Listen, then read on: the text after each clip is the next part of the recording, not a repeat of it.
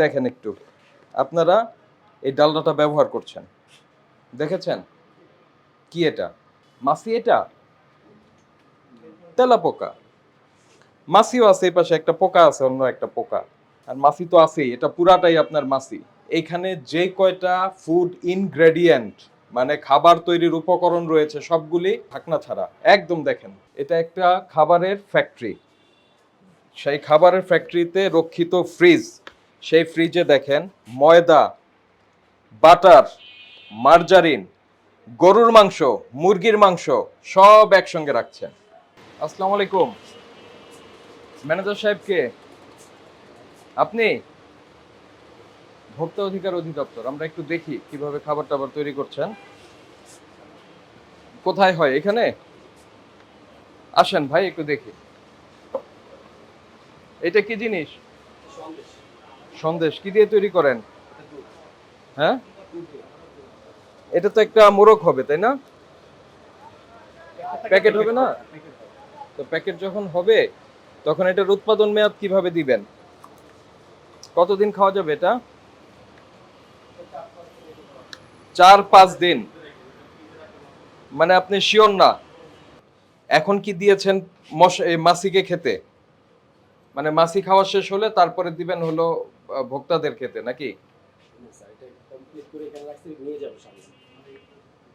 তো ঢেকে রাখতে হবে না এটা? নেট দিয়ে ঢেকে রাখতে হবে। এটা কি? যে একটা বাজে বিশ্রী গন্ধ আসতেছে, এটা কোত্থেকে আসছে?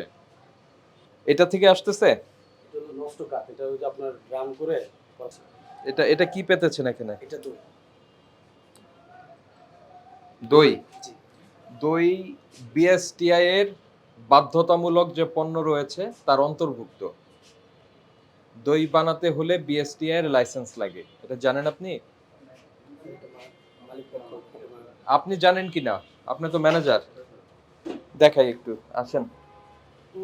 আমরা কি খাই একটু দেখাই। আসেন ম্যানেজার সাহেব, আসেন আসেন আসেন। এটা কি জিনিস?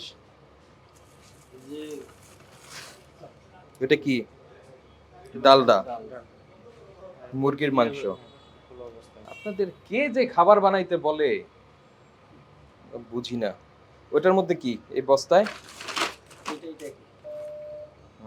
তো এর সঙ্গে মুরগির মাংস কেন? আচ্ছা, এই পাশে রাখেন, ওখানে আর কি কি আছে একটু দেখি। উঠায় রাখেন, ওখানে উপরে উঠায় রাখেন। এটা কি ডালডা না? না, এটা বাটার। বাটার। এরকম খোলা? এটা কি বলেন? ময়দা। ময়দা। আর পাশেরটা কি? এটা হুম। এটা গোস। কি গোস? গরু গোস। গরু। গরু, ময়দা সব একসঙ্গে রেখেছেন। এভাবে রাখা যায়? আপনি বলেন রাখা যায় কিনা? শুধু খাবার দাবার নয়, আপনার খাবার তৈরির যে উপকরণ সেগুলি সব খোলা। এখানে মশা, মাছি, তেলাপোকা সব পড়ে আছে। এগুলি দেখার দায়িত্ব কাদের? দায়িত্ব পালন করছেন না। ভুল হয়েছে? অপরাধ হয়েছে? সিভিক সেন্স যার আছে সে এই পেঁয়াজ, এই মিষ্টি টিষ্টি একসঙ্গে রাখবে না। তারপরে দেখেন এই মিষ্টি রাখা হয়েছে এখানে, উপরে কি ভয়ঙ্কর অবস্থা। ধরেন ওইখান থেকে একটা টিকটিকি পড়লো, আপনি কি তাকে বলতে পারবেন যে পড়ো না? আর ওই যে লাড্ডু ঢেকে রাখছেন, ওটা কি জিনিসটা? কি এটা তলে দিয়ে। কিসের টাওয়াল এটা? এটাই ঢাকা রাখে।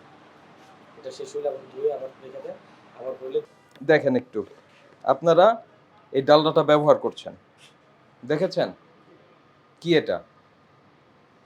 বলেন, কথা বলেন। মাছি এটা? তেলাপোকা।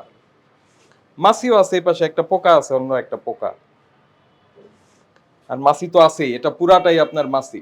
এইখানে যে কয়টা ফুড ইনগ্রেডিয়েন্ট মানে খাবার তৈরির উপকরণ রয়েছে সবগুলি ঢাকনা ছাড়া।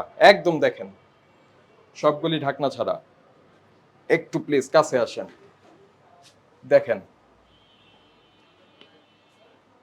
দেখছেন অবস্থা? এটা একটা খাবারের ফ্যাক্টরি। সেই খাবারের ফ্যাক্টরিতে রক্ষিত ফ্রিজ। সেই ফ্রিজে দেখেন ময়দা, বাটার, মার্জারিন, গরুর মাংস, মুরগির মাংস সব একসঙ্গে রাখছেন। আপনাদের উৎপাদিত মিষ্টি কিভাবে আছে দেখেন, এখানে পেঁয়াজের বস্তা, এইখানে মিষ্টি, মিষ্টি নো প্রবলেম, মিষ্টির উপরে দেখেন কি পরিমাণ ময়লা, এখান থেকে যাহা খুশি তাই এই মিষ্টির মধ্যে পড়তে পারে। তারপরে আপনারা এটা দেখেন, এটা কত বছর পরিচ্ছন্ন করেন না আপনারা, এটা তো কোনো কথা হতে পারে না, এটা কোনো কথা হতে পারে না। কোনোটারই এই এই প্রত্যেকটা আপনারা ব্যবহার করছেন, বেকিং পাউডার হোক যেটাই হোক, কোনোটার ন্যূনতম একটা ঢাকনাযুক্ত কোনো পাত্র আমরা দেখিনি। যাই উৎপাদিত হয়েছে এগুলির উৎপাদন মেয়াদ থাকতে হবে, মূল্য তালিকা থাকতে হবে, মূল্য থাকতে হবে, বুঝতে পেরেছেন? এগুলি নাই। দই যখন আপনি বানাবেন, দই হচ্ছে বিএসটি এর ম্যান্ডেটরি পণ্য, যে তালিকা আছে ম্যান্ডেটরি বাধ্যতামূলক পণ্য, 315টা পণ্যের অন্তর্গত হচ্ছে দই। দই বানাতে হলে বিএসটিআই থেকে অনুমোদন নিতে হয়, সেই অনুমোদনও নাই আপনাদের। আর খুবই দুঃখজনক, ন্যাক্কারজনক এবং কষ্টদায়ক পরিবেশে আপনারা এই এই এই খাবারগুলি প্রসেস করছেন। আমরা এটার সামনের যে অবস্থা সেটা দেখে চিন্তাই করি নাই যে পেছনে এরকম ভয়াবহ অবস্থা আছে। আপনি মালিক পক্ষের প্রতিনিধি, আপনাকে ওই বাসায় বসে থাকলে হবে না, এগুলি টেক কেয়ার করতে হবে।